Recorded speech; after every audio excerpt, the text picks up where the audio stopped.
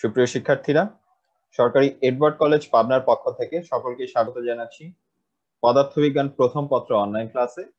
আমাদের অনলাইন ক্লাসটি চলছিল সপ্তম অধ্যায় অর্থাৎ পদার্থের গাঠনিক ধর্ম সংক্রান্ত। আমরা ইতিমধ্যে এই সংক্রান্ত 3টি অনলাইন ক্লাস করে এসেছি। আমাদের আজকের এই জুম প্ল্যাটফর্মের মাধ্যমে সম্পন্ন হওয়া এই ক্লাসটি হবে হচ্ছে সপ্তম অধ্যায়ের উপরে আমাদের চতুর্থ ক্লাস। আমরা প্রথমেই দেখে নেব সর্বশেষ অর্থাৎ এই অধ্যায়ের উপরে তৃতীয় অনলাইন ক্লাসে আমরা কি শিখে এসেছি। সর্বশেষ অনলাইন ক্লাসে আমরা প্রথমেই পীড়ন এবং বিকৃতির সম্পর্কটি কেমন সেটি দেখে এসেছি। পীড়ন এবং বিকৃতির সম্পর্ক হচ্ছে সমানুপাতিক, সেটি আমরা জেনেছি। এর পাশাপাশি লেখচিত্রের মাধ্যমে আমরা পীড়ন এবং বিকৃতির সম্পর্ক দেখেছি এবং দেখেছি যে বিভিন্ন সীমায় পীড়ন এবং বিকৃতির সম্পর্ক কিন্তু ঠিক একই রকম নয়। একটি নির্দিষ্ট সীমার ভেতরে পীড়ন বিকৃতির সম্পর্ক সমানুপাতিক, যে সীমাটিকে আমরা বলে থাকি হচ্ছে স্থিতিস্থাপক সীমা। এরপরে আমরা যেটি জেনেছি, এই যে পীড়ন এবং বিকৃতি যে সমানুপাতিক সম্পর্কটি রয়েছে একটি বিশেষ ক্ষেত্রে অর্থাৎ স্থিতিস্থাপক সীমার ভেতরে, সেখানে এই সমানুপাতিক সম্পর্কের জন্য একটি সমানুপাতিক ধ্রুবক ব্যবহার করা হয়ে থাকে, তার নাম হচ্ছে স্থিতিস্থাপক গুণাঙ্ক। আমরা স্থিতিস্থাপকের গুণাঙ্কের ধারণাটি পেয়েছি, তার ভৌত তাৎপর্যটি কি সেটি জেনেছি। এরপরে আমরা বিভিন্ন ধরনের স্থিতিস্থাপক গুণাঙ্ক সম্পর্কে জেনেছি। আমরা জেনেছি যে দৈর্ঘ্য বরাবর যে পীড়ন হয়ে থাকে বা দৈর্ঘ্য বিকৃতি হয়ে থাকে সেই সংক্রান্ত যে গুণাঙ্ক তার নাম হচ্ছে ইয়াং এর স্থিতিস্থাপক গুণাঙ্ক। এরপরে আমরা জেনেছি যে মোচড়ের জন্য বা ব্যবর্তনের জন্য যে গুণাঙ্ক সেটিকে বলা হয়ে থাকে দৃঢ়তা গুণাঙ্ক। এবং সবশেষে আয়তন পীড়ন বা আয়তন বিকৃতির সাথে সম্পৃক্ত যে গুণাঙ্কটি রয়েছে সেটির নাম হচ্ছে আয়তন গুণাঙ্ক। তাহলে প্রিয় শিক্ষার্থীরা, আমরা সর্বশেষ অনলাইন ক্লাসে এই পর্যন্ত জেনে এসেছি, অর্থাৎ আয়তন গুণাঙ্কের সংজ্ঞা পর্যন্ত আমরা জেনে এসেছি। তাহলে আজকের এই ক্লাসে আমরা প্রথমেই যেটি দেখব, আমরা গত কয়েকটি ক্লাসে স্থিতিস্থাপক গুণাঙ্ক সম্পর্কে বিস্তারিত জেনেছি, তার ধারণাটি পেয়েছি, সেই সংক্রান্ত যে বিভিন্ন রাশিমালা আছে সেগুলো দেখেছি। আজকের এই ক্লাসে আমরা প্রথমেই যেটি দেখব, আমরা প্রথমে স্থিতিস্থাপক গুণাঙ্ক সংক্রান্ত কিছু গাণিতিক সমস্যা দেখে নেব। ঠিক আছে, তাহলে গাণিতিক সমস্যা দেখবার আগে প্রথমে আমরা যেটি দেখব সেটি হচ্ছে আমরা একটু দেখে আসব যে আমরা এর আগের ক্লাসে কি কি রাশিমালা দেখে এসেছিলাম বা কি কি রাশিমালা শিখে এসেছিলাম। সর্বশেষ অনলাইন ক্লাসে আমরা প্রথমেই যেটি শিখেছিলাম সেটি ছিল ইয়াং এর গুণাঙ্ক। ইয়াং এর গুণাঙ্কের সংজ্ঞাটি আমাদের হয়তো মনে আছে, স্থিতিস্থাপকতা সীমার মধ্যে দৈর্ঘ্য পীড়ন ও দৈর্ঘ্য বিকৃতি যে অনুপাত তাকেই বলা হয় ইয়াং এর স্থিতিস্থাপক গুণাঙ্ক। তাহলে এটি যদি ইয়াং এর স্থিতিস্থাপক গুণাঙ্কের সংজ্ঞা হয়ে থাকে, সেখান থেকে আমরা গাণিতিকভাবে ইয়াং এর গুণাঙ্ককে প্রকাশ করতে দেখেছি গাণিতিকভাবে y সমান সমান দৈর্ঘ্য পীড়ন ডিভাইডেড বাই দৈর্ঘ্য বিকৃতি। এখন এ প্রস্থচ্ছেদের ক্ষেত্রফল বিশিষ্ট এল আদি দৈর্ঘ্যের কোন একটি বস্তুর দৈর্ঘ্য বরাবর এফ বল প্রয়োগ করার কারণে যদি এল পরিমাণ দৈর্ঘ্য বৃদ্ধি বা হ্রাস পায়, সেক্ষেত্রে আমরা দেখেছি যে সেক্ষেত্রে দৈর্ঘ্য পীড়নের মান হবে হচ্ছে এফ ডিভাইডেড বাই এ এবং দৈর্ঘ্য বিকৃতির মান হবে হচ্ছে এই যে small L divided by L. তাহলে এই দুটি যে অনুপাত তাকেই আমরা আসলে ইয়াং এর স্থিতিস্থাপক গুণাঙ্ক নামে চিহ্নিত করতে পারবো। অর্থাৎ আমরা বলতে পারি যে ইয়াং এর গুণাঙ্ক y সমান সমান F L divided by A small L, কখন যখন এই শর্তগুলো পূর্ণ হবে। একইভাবে যদি এমন হয়ে থাকে যে কোন একটি তারের নিচে অর্থাৎ কোন একটি আর ব্যাসার্ধের তারের নিচে ঝুলানো যে বাটখারার পাল্লা রয়েছে সেই পাল্লায় এম ভরের একটি বাটখারা রাখা হয়েছে এবং সেই স্থানের অভিকর্ষীয় ত্বরণ হচ্ছে জি, সেক্ষেত্রে আমরা বলতে পারি যে তখন এফ হচ্ছে ওজনের সমান অর্থাৎ এম জি এবং এ মানে হচ্ছে একটি বৃত্তাকার প্রস্থচ্ছেদের ক্ষেত্রফল অর্থাৎ পাই আর স্কয়ার। সেক্ষেত্রে আমরা বলতে পারি যে y সমান সমান M G L divided by pi R square L. তাহলে এই ছিল আমাদের ইয়াং এর গুণাঙ্ক সংক্রান্ত রাশিমালা। এবারে আমরা হচ্ছে এই সংক্রান্ত কিছু অঙ্ক দেখব, কিছু গাণিতিক সমস্যা দেখব। তাহলে আমরা প্রথমে গাণিতিক সমস্যাটি দেখে নেই। এই যে এই হচ্ছে আমাদের গাণিতিক সমস্যা, আমরা স্ক্রিনে দেখতে পাচ্ছি গাণিতিক সমস্যাটিকে। এখানে কি জিজ্ঞাসা করা হয়েছে? এখানে জিজ্ঞাসা করা হচ্ছে একটি তারের দৈর্ঘ্য 15% বৃদ্ধি করতে প্রযুক্ত পীড়নের মান 3 × 10⁻10 নিউটন পার মিটার স্কয়ার। অর্থাৎ এখানে কি কি বলা আছে? এখানে বলা আছে যে তারের দৈর্ঘ্য কতটুকু বৃদ্ধি করা আছে সেটি বলা আছে, পীড়নের মান 3 × 10⁻10 নিউটন পার মিটার স্কয়ার সেটি আছে। আর যেটি আমাদের নির্ণয় করতে হবে সেটি হচ্ছে তারটির অর্থাৎ তারটি যেই পদার্থ দ্বারা তৈরি সেই পদার্থটির ইয়াং এর গুণাঙ্ক কত। ঠিক আছে, তাহলে আমরা এখন একটু হিসাব করে আসি। আমরা প্রথমে কি কি দেয়া আছে সেই তালিকাটি করে ফেলবো এবং তারপরে আমাদের কি নির্ণয় করতে হবে সেটি লিখে ফেলবো। ঠিক আছে, তাহলে এখানে প্রথমে আমরা একটু দেখে নেই যে এখানে কি কি দেয়া আছে। এখানে কি দেয়া আছে, এখানে প্রথমেই দেয়া আছে যে তারের দৈর্ঘ্য হচ্ছে 15% বৃদ্ধি করা হচ্ছে, অর্থাৎ এখানে আমরা এল বলতে যাকে বোঝাচ্ছি, এল হচ্ছে এল এর 15% অর্থাৎ 0.15 এল। ঠিক আছে, যদি এল হচ্ছে আদি দৈর্ঘ্য হয়ে থাকে, তাহলে আমরা যদি এখন এল বাই এল হিসাব করি, তাহলে আমাদের এল বাই এল এই রাশিটি হবে হচ্ছে 0.15, অর্থাৎ আমরা হচ্ছে আসলে বিকৃতির মানটি পেয়ে গেলাম। এরপরে বলা আছে যে পীড়নের মান হচ্ছে 3 × 10⁻10 নিউটন পার মিটার স্কোয়ার, অর্থাৎ এখানে আমাদের আসলে যেটি দেওয়া আছে সেটি হচ্ছে এফ বাই এ এই রাশিটির মান দেওয়া আছে, অর্থাৎ আমাদের বলা আছে যে এফ বাই এ সমান সমান 3 × 10⁻10 নিউটন পার মিটার স্কোয়ার। এইটুকু তথ্য আমাদের উদ্দীপকে দেওয়া আছে। আমাদের জানতে চাওয়া হয়েছে যে ইয়াং এর গুণাঙ্ক y সমান সমান কত। ঠিক আছে, তাহলে দেখো আমাদের যা যা প্রয়োজন আমরা এখন সবই পেয়ে গিয়েছি। তাহলে আমরা যদি এখন প্রথমে লিখে ফেলবো যে আমরা কি ব্যবহার করে এই সমস্যাটি সমাধান করতে পারি বা আমরা কি জানি। আমরা যেটি জানি যে ইয়াং এর গুণাঙ্কের সংজ্ঞা আমরা সর্বশেষ অনলাইন ক্লাসে পড়ে এসেছি।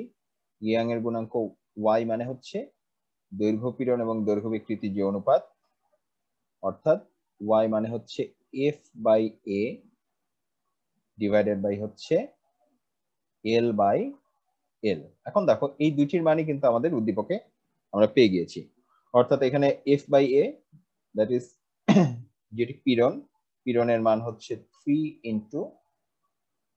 10⁻10 newton per metre square divided by, এখানে কি বলা হচ্ছে, এখানে বলা হচ্ছে এল বাই এল, সেটি আমরা পেয়েছি 0.15।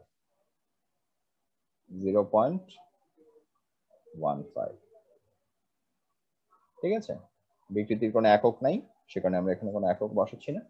তাহলে সব মিলিয়ে আমরা কি পেলাম, আমরা যদি এখন হিসাবটি করি 3 ডিভাইডেড বাই 0.15, সেটি হচ্ছে সব মিলে হিসাব করলে এটির মান হচ্ছে 20, অর্থাৎ 20 × 10⁻10, বা এটিকে সংক্ষেপে লিখলে একবারে লেখা যায় 82 × 10⁻11 নিউটন পার মিটার স্কোয়ার।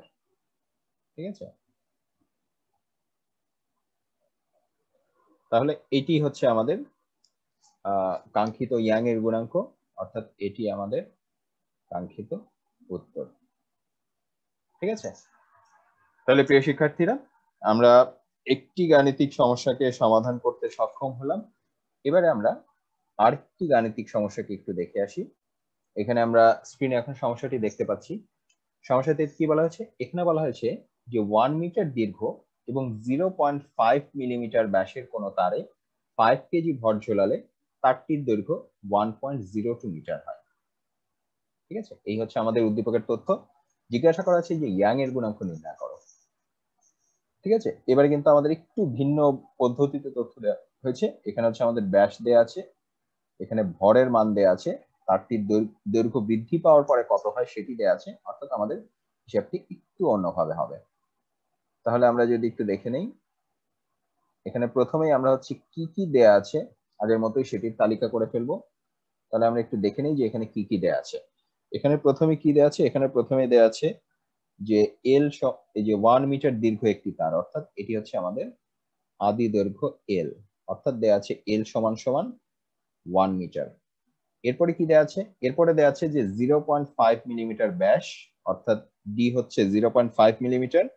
সুতরাং আমাদের ব্যাসার্ধ যেটি আর, ব্যাসার্ধ আর হবে হচ্ছে এটির অর্ধেক, অর্থাৎ 0.25 মিলিমিটার। এখন 0.25 মিলিমিটার যেহেতু এসআই একক নয়, এটিকে আমরা একটু রূপান্তর করে নেব যে এটি হচ্ছে 2.5 ইন্টু 10⁻⁻4 মিটার। ঠিক আছে, এটি হচ্ছে আমাদের ব্যাসার্ধ। এরপরে কি বলা আছে, এরপরে বলা আছে কোন তার হচ্ছে 5 কেজি ভর ঝোলানো হলো, অর্থাৎ আমাদের এম এর মান হচ্ছে 5 কেজি। এরপরে কি বলা হয়েছে, এরপরে বলা হয়েছে যে তারটির দৈর্ঘ্য হচ্ছে 1.02 হয়, অর্থাৎ আমাদের এল যেটি, এল হচ্ছে আদি দৈর্ঘ্য থেকে এর পার্থক্য, অর্থাৎ 1.02 মাইনাস 1 অর্থাৎ 0.02 মিটার। এটি হচ্ছে আমাদের দৈর্ঘ্যের পরিবর্তন। তাহলে দেখো এবার কিন্তু আমরা সব পেয়ে গিয়েছি। কি কি পেয়েছি আমরা, এখন হচ্ছে ক্যাপিটাল এল এবং স্মল এল দুটির মানই আমরা জানি। আমরা আর এর মানটি পেয়েছি, এম এর মানটি পেয়েছি।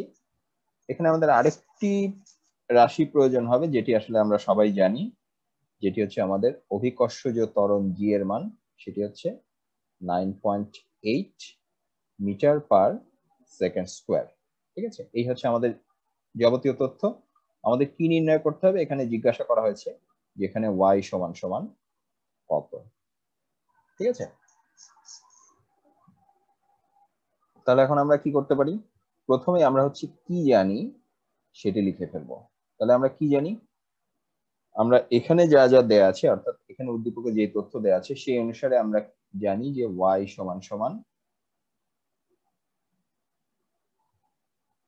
M G. ঠিক আছে, তাহলে আমরা এখন সবগুলো মান বসিয়ে দিই। এখানে হচ্ছে আমাদের এম এর মান হচ্ছে 5, জি এর মান হচ্ছে 9.8, এরপরে আমাদের বড় হাতের এল এর মান হচ্ছে 1 ডিভাইডেড বাই পাই এর মান হচ্ছে পাই, ক্যালকুলেটর থেকে পাবে, কিংবা আমরা হচ্ছে আপাতত ব্যবহার করতে পারি 3.14। তার সঙ্গে এবার হচ্ছে আর স্কোয়ার, অর্থাৎ এটি হচ্ছে 2.5 ইন্টু 10⁻⁻4, এই রাশিটির আবার স্কোয়ার। ঠিক আছে, তার সঙ্গে কি আসবে, তার সঙ্গে আসবে হচ্ছে স্মল এল, ছোট হাতের এল, অর্থাৎ ছোট হাতের এল এর মান আমরা পেয়েছি 0.02। তাহলে এগুলোকে আমরা যদি সব হিসাব করে ফেলি, সবাই হিসাব করে ফেলো কত আসে। এখানে আমরা হিসাব করে কি পাচ্ছি, এখানে আমরা হিসাব করে পাচ্ছি 1.25 গুণ 10⁻10।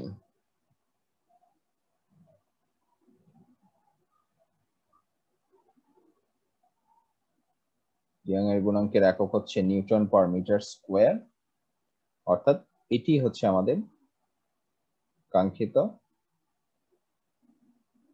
উত্তর। ঠিক আছে, তাহলে প্রিয় শিক্ষার্থীরা, আমরা এখানে দেখলাম যে দুটি ভিন্ন পদ্ধতিতে আমরা ইয়াং এর গুণাঙ্ক নির্ণয় করতে শিখলাম। একটি হচ্ছে সরাসরি, যেটি ছিল যে এফ এ এল এবং এল এর মাধ্যমে, আরেকটি হচ্ছে যদি কোনো একটি তারের সঙ্গে তারের ব্যাস জানা থাকে এবং সেখানে যদি কোনো একটি ভর ঝোলানো হয়, সেক্ষেত্রে আমরা কিভাবে ইয়াং এর গুণাঙ্ক নির্ণয় করতে পারি সেটি আমরা এখন করতে পারবো। তাহলে এবারে আমরা হচ্ছে এবার একটু পরের অংশে আসি।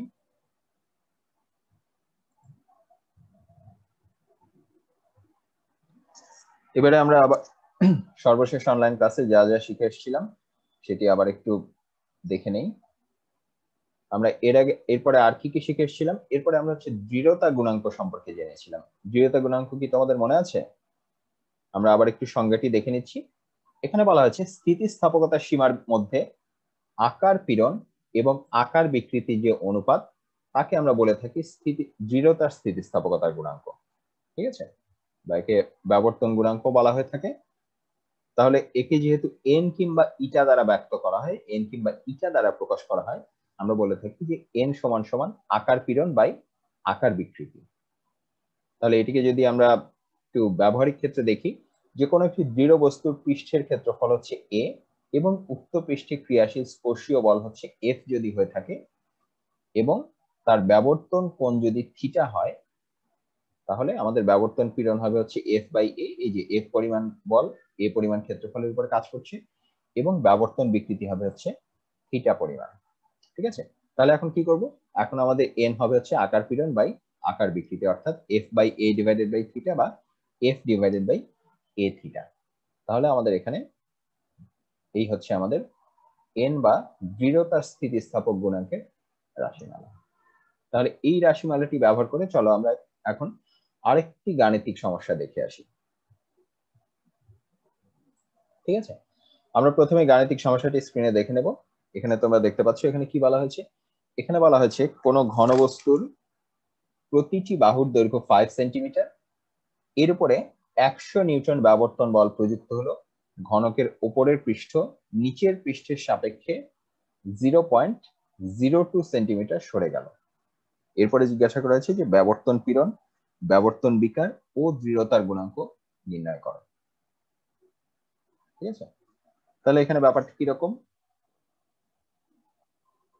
এখানে আমরা প্রথমেই ঘটনাটি কি ঘটছে সেটি একটু দেখার চেষ্টা করে আসি। এখানে ঘটনাটি হচ্ছে এরকম যে প্রথমে এই যে আমার এরকম একটি ঘনবস্তু রয়েছে যার সব দিকের মাপ হচ্ছে একই রকম। ঠিক আছে,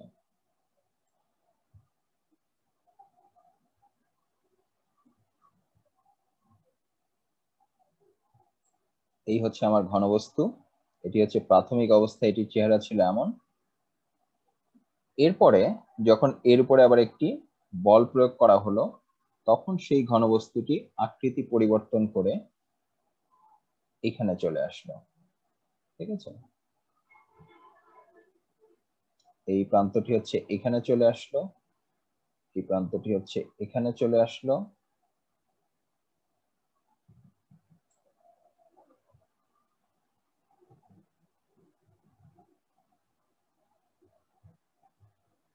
এই যে ঘনবস্তুটি হচ্ছে আকৃতি বিকৃত হয়ে এরকম একটি অবস্থা লাভ করলো। ঠিক আছে,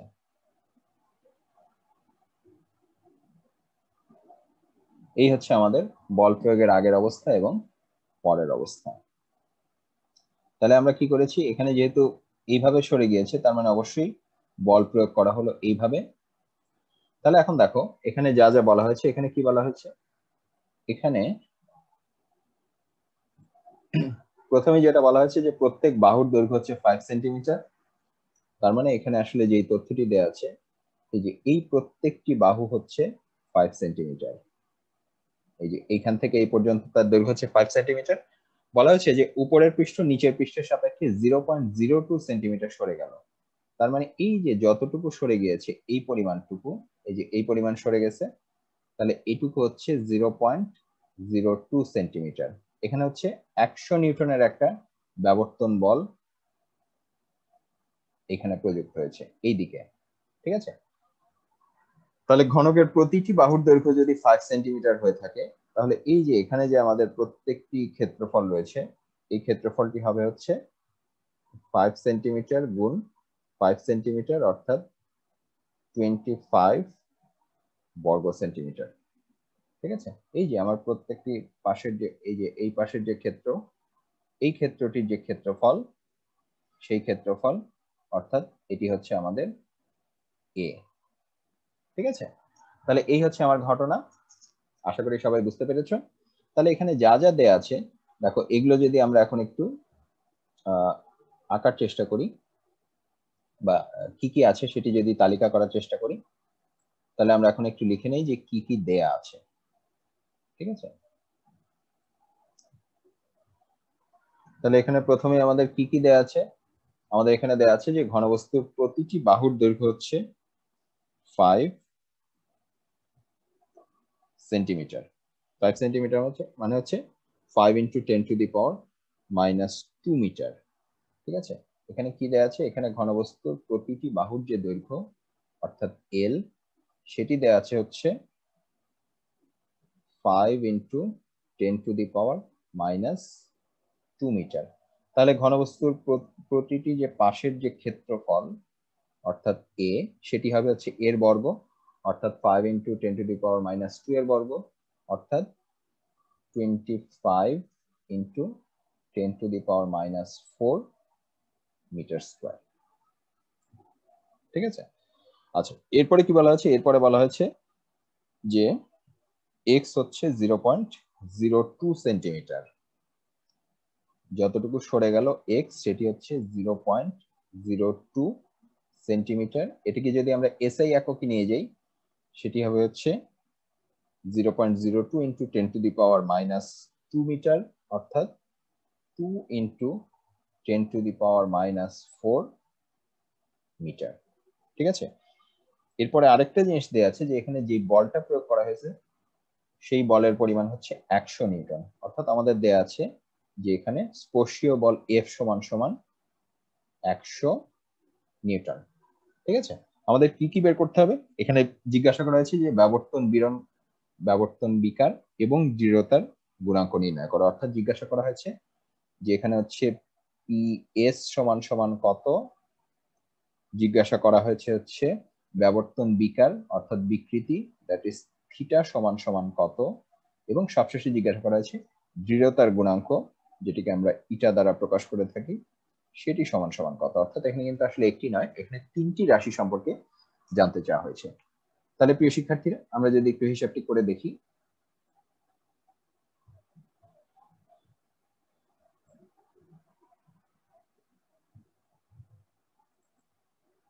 তাহলে আমরা কি জানি সেটি আমরা প্রথমে একটু লিখবো। এখানে আমরা কি জানি, আমরা যেটি জানি প্রথমেই যেটি বের করতে হবে সেটি হচ্ছে ব্যবর্তন পীড়ন। তাহলে আমরা পীড়নের ব্যাপারে আমরা কি জানি, পীড়নের ব্যাপারে আমরা জানি পিএস মানে হচ্ছে এখানে স্পর্শীয় বল ডিভাইডেড বাই ক্ষেত্রফল, অর্থাৎ এখানে এফ হচ্ছে কত, এফ হচ্ছে 100 নিউটন, অর্থাৎ 100 ডিভাইডেড বাই 25 ইন্টু 10⁻⁻4। তাহলে এটিকে আমরা হিসাব করলে আমরা পাচ্ছি 4 into 10⁻⁴ newton per metre square. তাহলে প্রিয় শিক্ষার্থীরা এই যে আমরা একটি প্রথম রাশিটিকে কিন্তু আমরা পেয়ে গেলাম, অর্থাৎ আমরা হচ্ছে পীড়নের মানটি পেয়ে গেলাম। এবার হচ্ছে ব্যবর্তন বিকৃতি। ব্যবর্তন বিকৃতিকে আমরা সাধারণত থিটা দ্বারা প্রকাশ করে থাকি। থিটা মানে হচ্ছে একটি কোণ, থিটার মান যদি খুব কম হয়ে থাকে সেক্ষেত্রে আমরা বলতে পারি যে থিটা সমান সমান এক্স বাই এল, অর্থাৎ কতটুকু সরল হলো। ঠিক আছে, এখানে আমরা উদ্দীপক থেকে কি পাচ্ছি, উদ্দীপক থেকে পাচ্ছি যে আমাদের এক্স এর মান হচ্ছে 2 into 10⁻⁻4 metre divided by L এর মান হচ্ছে 5 ইন্টু 10⁻⁻2 মিটার। ঠিক আছে, তাহলে এখানে আমরা কি পেলাম, এখানে আমরা পেলাম হচ্ছে 4 ইন্টু 10⁻⁻3 মিটার। হিসাব করলে আমরা যেটি পাচ্ছি 4 ইন্টু 10⁻⁻3 এর কোনো একক নাই, তাহলে 4 ইন্টু 10⁻⁻3। ঠিক আছে, তাহলে দেখো আমরা হচ্ছে দুইটি রাশি পেয়ে গিয়েছি, একটি হচ্ছে ব্যবর্তন পীড়ন কত সেটি পেয়েছি, ব্যবর্তন বিকৃতি কত সেটি পেয়েছি। তাহলে এবার আমরা সর্বশেষ যে রাশিটি অর্থাৎ দৃঢ়তার গুণাঙ্ক সেটি আমরা এখন নির্ণয় করে ফেলতে পারবো। আমরা কি বলতে পারি, আমরা এখন বলতে পারি যে ব্যবর্তন গুণাঙ্ক বা দৃঢ়তা গুণাঙ্ক ইটা সমান সমান ব্যবর্তন পীড়ন বাই ব্যবর্তন বিকৃতি অর্থাৎ পিএস ডিভাইডেড বাই থিটা। তাহলে আমরা এখন মানগুলো বসিয়ে দিই। আমাদের পিএস এর মান হচ্ছে 4 ইন্টু 10⁻⁴, আমাদের থিটার মান হচ্ছে 4 ইন্টু 10⁻⁻3। তাহলে এখানে কি হলো, এখানে আমাদের 4 4 হচ্ছে কাটা, 10⁻⁴ এবং 10⁻⁻3 মিলে আমরা পাচ্ছি 10⁻⁷, এবং এটির একক হচ্ছে নিউটন পার মিটার স্কোয়ার। তাহলে প্রিয় শিক্ষার্থীরা আমরা কিন্তু এই গাণিতিক সমস্যাটিরও সমাধান করে ফেললাম। আমরা তিনটি রাশি নির্ণয় করতে বলা হয়েছিল এবং তিনটি রাশি কিন্তু আমরা এখানে নির্ণয় করে ফেলেছি। তাহলে আমাদের এই গাণিতিক সমস্যাটি অর্থাৎ ব্যবর্তন পীড়ন বিকৃতি এবং দৃঢ়তার গুণাঙ্ক সংক্রান্ত যে গাণিতিক সমস্যা সেটি আমরা সমাধান করতে সক্ষম হলাম।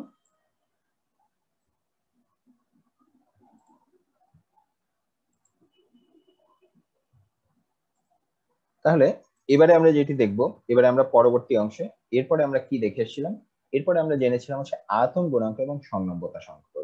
স্থিতিস্থাপকতা সীমার মধ্যে আয়তন পীড়ন এবং আয়তন বিকৃতি যে অনুপাত তাকে বলে আয়তন গুণাঙ্ক। একে যদি আমরা কে বা বি দ্বারা প্রকাশ করে থাকি তাহলে বলা যায় যে কে সমান সমান আয়তন পীড়ন বাই আয়তন বিকৃতি। একইভাবে সংনম্যতা হচ্ছে আসলে ঠিক উল্টো রাশি, অর্থাৎ স্থিতিস্থাপকতা সীমার ভেতরে আয়তন বিকৃতি এবং আয়তন পীড়নের যে অনুপাত তাকে আমরা বলি সংনম্যতা বা কম্প্রেসিবিলিটি। তাহলে সংনম্যতাকে যদি বি দ্বারা প্রকাশ করা হয়ে থাকে, বি মানে হচ্ছে বি সমান সমান আয়তন বিকৃতি বাই আয়তন পীড়ন, বা একে আমরা আসলে আয়তন গুণাঙ্কের সাথে যে রাশি তার সাথে সম্পর্কিত করে 1/কেও বলতে পারি। তাহলে প্রিয় শিক্ষার্থীরা, আমরা এবারে আয়তন গুণাঙ্ক সংক্রান্ত একটি গাণিতিক সমস্যা দেখে নেব। প্রথমে আমরা একটু স্ক্রিনে সমস্যাটি দেখে নেই। এখানে কি বলা হয়েছে? এখানে বলা হয়েছে পারদের আয়তন গুণাঙ্ক 2.5 × 10⁻10 newton per metre square, 2.5 × 10⁻10 newton per metre square. এরপরে বলা হচ্ছে 1000 সিসি আয়তনের পারদে 5 × 10⁻7 নিউটন পার মিটার স্কোয়ার চাপ প্রয়োগ করলে এর আয়তন কতটুকু কমে যাবে। আচ্ছা, তাহলে প্রথমে আমরা কি কি জানি সেটি তালিকা করে নিই। আমরা কি কি জানি? আমরা এখানে জানি, দুঃখিত, এখানে কি কি দেয়া আছে প্রথমে তার তালিকা করে নিব। এখানে কি কি দেয়া আছে? প্রথমেই যেটি দেয়া আছে সেটি হচ্ছে পারদের যে আয়তন গুণাঙ্ক, অর্থাৎ আয়তন গুণাঙ্ককে আমরা সাধারণত কে দ্বারা প্রকাশ করে থাকি বা বি দ্বারা প্রকাশ করে থাকি। এখানে আমাদের কে সমান সমান 2.5 × 10⁻10 নিউটন পার মিটার স্কোয়ার। এরপরে কি বলা হয়েছে? এরপরে বলা হয়েছে 1000 সিসি আয়তনের পারদ, অর্থাৎ এটি হচ্ছে পারদের আদি আয়তন অর্থাৎ ভি। তাহলে আমরা পাচ্ছি ভি সমান সমান 1000 সিসি। এরপরে কি বলা হয়েছে? এরপরে বলা হচ্ছে 5 × 10⁻7 নিউটন পার মিটার স্কোয়ার চাপ প্রয়োগ করা হয়েছে, অর্থাৎ এটি কিন্তু আসলে আমাদের আয়তন পীড়ন। তাহলে এটি হচ্ছে আমাদের আয়তন পীড়ন পিভি, সেটি 5 × 10⁻7 নিউটন পার মিটার স্কোয়ার। এরপরে আমাদের কি জিজ্ঞাসা করা হয়েছে? জিজ্ঞাসা করা হয়েছে যে এর আয়তন কতটুকু হ্রাস পাবে, অর্থাৎ আমাদের জিজ্ঞাসা করা হচ্ছে যে স্মল ভি সমান সমান কত। ঠিক আছে, তাহলে এখন আমরা প্রথমে লিখে ফেলবো যে আমরা কি জানি এই সংক্রান্ত। আমরা এখানে যা যা দেয়া আছে সেটি অনুসারে আমরা কি জানি? আমরা জানি যে আয়তন গুণাঙ্কের যে রাশিমালা অর্থাৎ কে, সেটি হচ্ছে আয়তন পীড়ন বাই আয়তন বিকৃতি, অর্থাৎ কে মানে হচ্ছে এটি হচ্ছে আয়তন পীড়ন ডিভাইডেড বাই আয়তন বিকৃতি। ঠিক আছে, অর্থাৎ আমাদের এখানে কি প্রয়োজন? আমাদের এখানে প্রয়োজন হচ্ছে ভি, অর্থাৎ কতটুকু পরিবর্তন হয়েছে। তাহলে আমরা এই রাশিটিকে একটু পরিবর্তন করে লিখতে পারি। ভি কে যদি এই পাশে নিয়ে আসি তাহলে কি এখানে নিচে চলে আসবে, তখন আমরা পাবো পিভি ইন্টু ভি অর্থাৎ ক্যাপিটাল ভি ডিভাইডেড বাই কে। তাহলে আমরা যদি এবার মানগুলো বসিয়ে দিই, আমরা কেবলই উদ্দীপক থেকে চিহ্নিত করেছি যে পিভি এর মান হচ্ছে 5 × 10⁻7, তার সাথে আমাদের ভি এর মান হচ্ছে 1000 সিসি ডিভাইডেড বাই এখানে কে এর মান হচ্ছে 2.5 × 10⁻10। ঠিক আছে, তাহলে এখানে আমরা কি পাবো? এখানে আমরা সব মিলিয়ে যেটি পাচ্ছি সেটি হচ্ছে এখানে 10⁻7 এবং 10⁻3।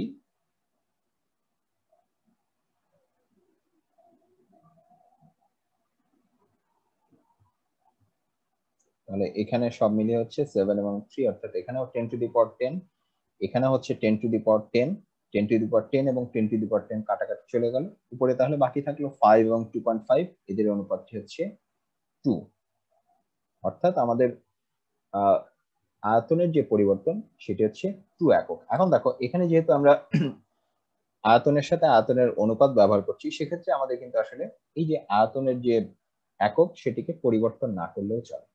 অর্থাৎ এখানে আমরা আয়তনের যেই এককটি ব্যবহার করে এসেছি অর্থাৎ সিসি, উত্তরেও কিন্তু আমরা ঠিক সেই একই এককই পাবো, অর্থাৎ এটি হবে হচ্ছে 2cc। তাহলে প্রিয় শিক্ষার্থীরা, আমরা কিন্তু আরেকটি গাণিতিক সমস্যার সমাধান করে ফেললাম, যেই গাণিতিক সমস্যাটি ছিল হচ্ছে আয়তন গুণাঙ্কের রাশিমালা সংক্রান্ত। তাহলে আমরা ইয়াং এর গুণাঙ্ক সংক্রান্ত গাণিতিক সমস্যার সমাধান করতে শিখলাম, দৃঢ়তা গুণাঙ্ক সংক্রান্ত গাণিতিক সমস্যার সমাধান করতে শিখলাম, এবং আয়তন গুণাঙ্ক সংক্রান্ত গাণিতিক সমস্যার সমাধান করতে শিখলাম। আশা করি তোমরা এরপর থেকে এই সমস্যাগুলো সমাধান করতে পারবে। তাহলে প্রিয় শিক্ষার্থীরা, এবারে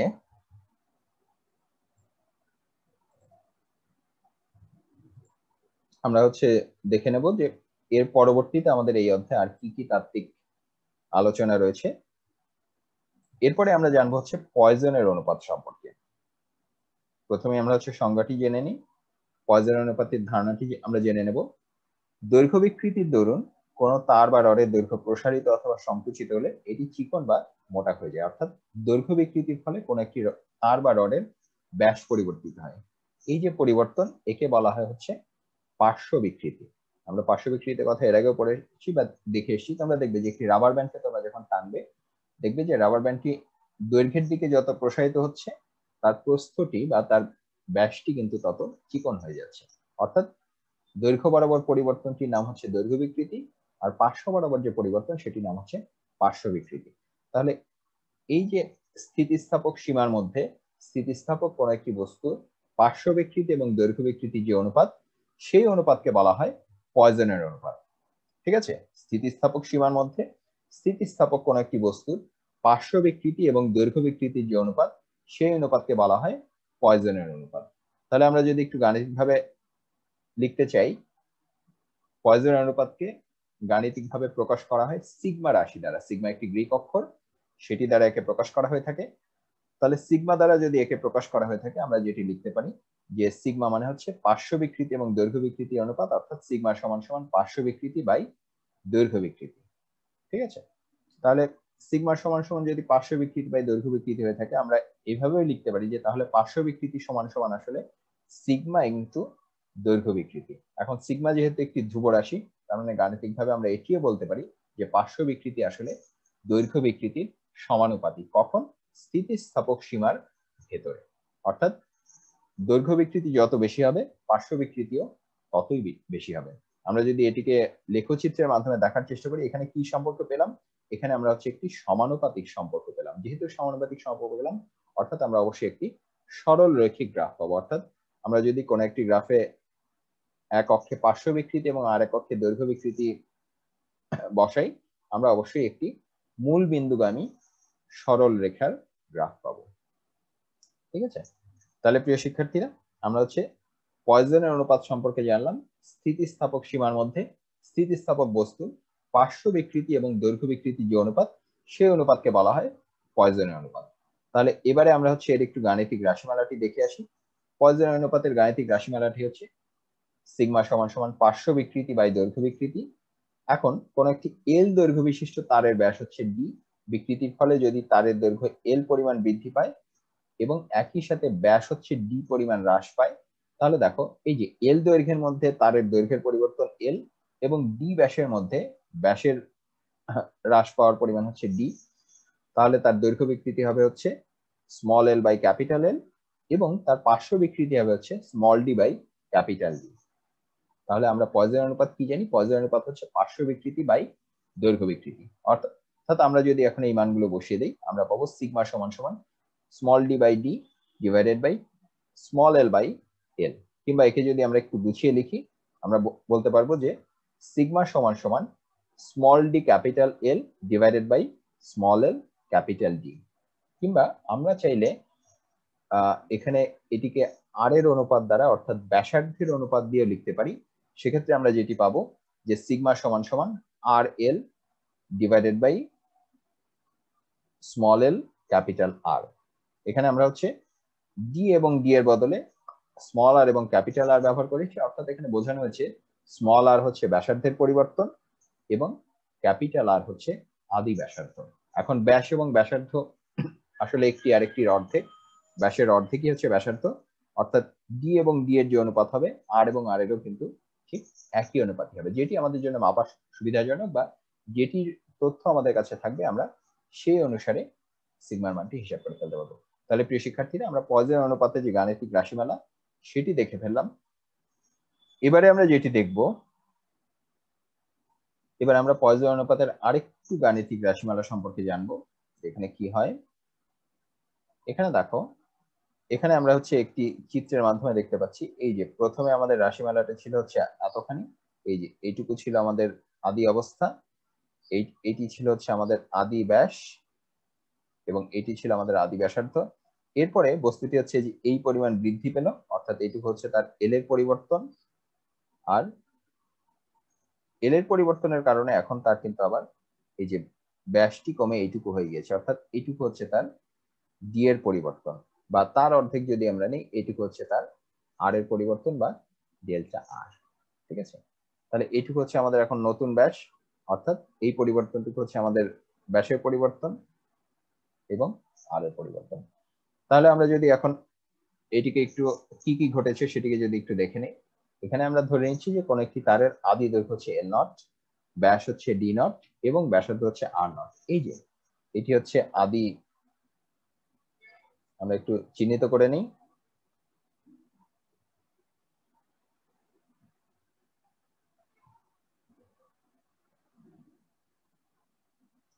এই যে এটি হচ্ছে আমাদের ডি নট,